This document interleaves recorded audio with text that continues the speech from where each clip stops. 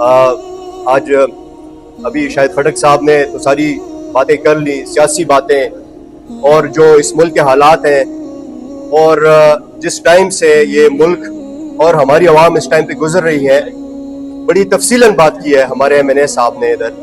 لیکن میں آج کے حوالے سے صرف ایک بات کروں گا. دیکھیں، میری ملاقات خان صاحب سے آج سے 1.5 سال پہلے ملاقات ہوئی تھی، ایک ملاقات. اس کے بعد پھر صرف میں نے نہیں، ہمارے پارٹی کے جتنے بھی لوگ تھے انہوں نے بڑی کوششیں کی. انہوں نے کہا جی لسٹ میں آپ کا نام نہیں ہے، لسٹ میں ہم نے نام ڈلوائے. انہوں نے کہا جی آپ ہائی کورٹ سے آرڈر لے کر آئے. ہم ہائی کورٹ گئے، ہم آرڈر لے کر آئے. ہائی کورٹ آرڈر میں ہمارا نام ہوتا تھا، پھر بھی ہماری ملاقاتیں نہیں ہوئی. اس طرح شاید خٹک صاحب آج مجھے بتا رہے تھے کہ یہ 20ویں دفعہ میں آیا ہوں اور میری ملاقات نہیں ہو رہی. یوسف خان صاحب کھڑے ہیں، MNA صاحب ہیں ہمارے، ان کی ملاقاتیں نہیں ہوئی. یہ بیوی جو ہے یہ امریکہ سے آئی ہیں، اوورسیز پاکستانی ہے. تو یہ جب باہر جائیں گی اور لوگوں کو پتا چلے گا کہ یہ سلوک ہو رہا ہے ہمارے لوگوں کے ساتھ، پارلیمنٹیرینز تو چھوڑیں، عام اوورسیز پاکستانی جنہوں نے کوئی ایسی سیاسی بات اگر نہ بھی کرنی ہو، ان کی بھی ملاقات نہیں ہو رہی. تو آخر اس ملک میں یہ کون سا قانون ہے؟ ہمارے آئین میں تو ایسی کوئی چیز نہیں ہے کہ وہ ہمیں خان صاحب سے ملاقات کرنے سے روکے.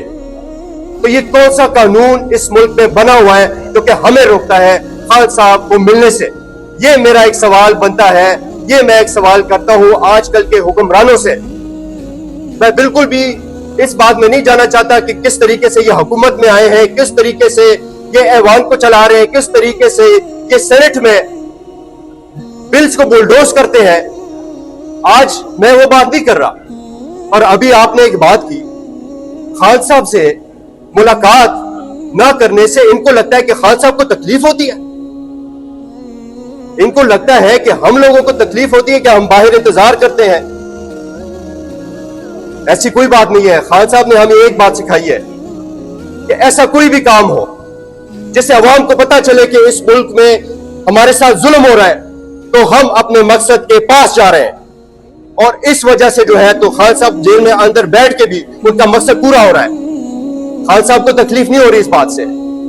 ہاں ایک بات ہے کہ ہماری ملاقات جب نہیں ہوتی، ہماری لیڈرز کی ملاقات نہیں ہوتی، اس سے جو خان صاحب سے مشاورت ہوتی ہے اس میں ڈیلے آتا ہے. اس میں یہ چاہتے ہیں کہ مس کمیونیکیشن ہو تاکہ PTI میں رفٹ پڑے، تاکہ PTI میں پڑے ہو. یہ ان کا مقصد ہے جو کہ ہم نہیں ہونے دیں گے. ہم آئیں گے، جس طرح شاہد خٹک صاحب نے کہا، ہم آئیں گے انشاءاللہ. یہ تو جتنا بھی ہم نے انتظار کرنا ہو، جتنی دفعہ بھی ہم نے آنا ہو، ہم انشاءاللہ تعالیٰ آئیں گے اور خان صاحب سے ہماری بھرپور کوشش ہوگی کہ ہم ملاقات کریں گے اور دنیا کو بھی بتائیں گے کہ یہ ظلم ہو رہا ہے ہمارے پاکستان میں. بہت شکریہ جی.